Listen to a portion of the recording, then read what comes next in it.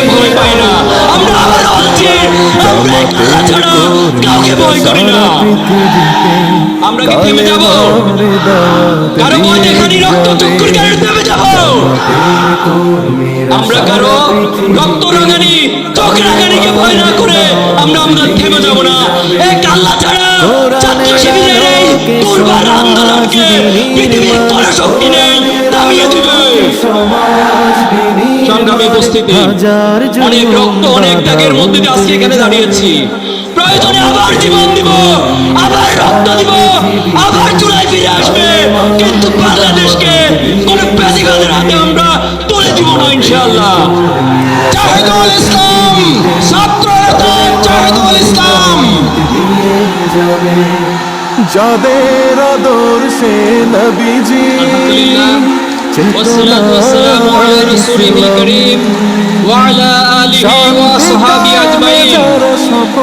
শহীদ আব্দুল মালিকের খুনে রঞ্জিত ঐতিহাসিক এই সরোয়ার্দী উদ্যানে বাংলাদেশ জামাত ইসলামী কর্তৃক আয়োজিত আজকের এই জাতীয় সমাবেশে সম্মানিত সভাপতি বাংলাদেশ জামাত ইসলামের মহতরম আমির ডাক্তার শফিকুর রহমান, উপস্থিত মঞ্চের জাতীয় নেতৃবৃন্দ, শহীদ পরিবারের সদস্যবৃন্দ, সাংবাদিক বন্ধুগণ, সারা বাংলাদেশের মজলুম জনতার প্রিয় দেশবাসী, আসসালামু আলাইকুম ওয়া রাহমাতুল্লাহ।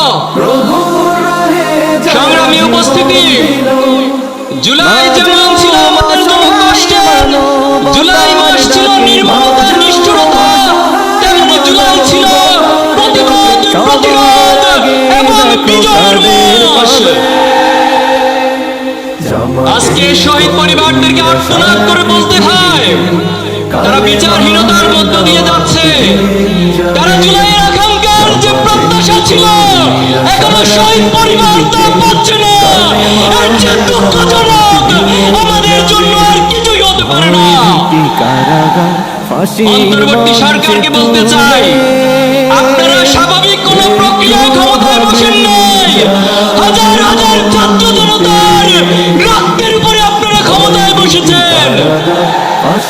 এজন্য আমাদেরকে সংবিধানের হাইকোর্ট দেখাবেন না। অতি সত্বর জুলাই প্রক্লেমেশন ঘোষণা করুন। এই জুলাই মাসের মধ্যে শহীদ কাজীদের স্বীকৃতি দিয়ে জুলাই প্রক্লেমেশন ঘোষণা করতে হবে।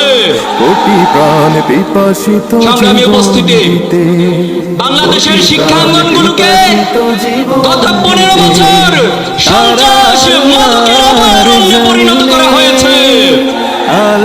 আজকে যে নতুন বাংলাদেশের স্বপ্ন তৈরি হয়েছে, বাংলাদেশের ছাত্র সমাজ, যুব সমাজ, এই দেশবাসী নতুন করে স্বপ্ন দেখতে শুরু করেছে। কিন্তু দুঃখজনক হলেও সত্য, এতগুলো সংস্কার কমিশন গঠন হয়েছে, অথচ শিক্ষা জাতির মেরুদণ্ড, শিক্ষার মধ্যে একটি জাতীয় অগ্রসর হয়, সেই শিক্ষা সংস্কারের কোন কমিশন গঠন করা হয় নাই। ব্রিটিশদের রেখে যাওয়া দাসত্বমূলক শিক্ষা ব্যবস্থা, পাশ্চাত্যের চাপিয়ে দেওয়া মতাদর্শ শিক্ষা ব্যবস্থা, পার্শ্ববর্তী রাষ্ট্রের মূল্যবোধের চাপিয়ে দেওয়ার শিক্ষা ব্যবস্থা আমাদেরকে দিন দিন গাড়ি টানতে হচ্ছে। জুলাই পরবর্তী বাংলাদেশে আমরা আজকের এই সমাবেশ থেকে দাবি করছি, অতি সত্বর এই বাংলাদেশের স্বাধীনতা, সার্বভৌমত্ব, এই বাংলাদেশের ইসলামী মূল্যবোধ, আদর্শিক মূল্যবোধ, জাতিসত্তার ইতিহাসকে ধারণ করে নতুন একটি আদর্শিক শিক্ষা ব্যবস্থা গড়ে তুলতে হবে।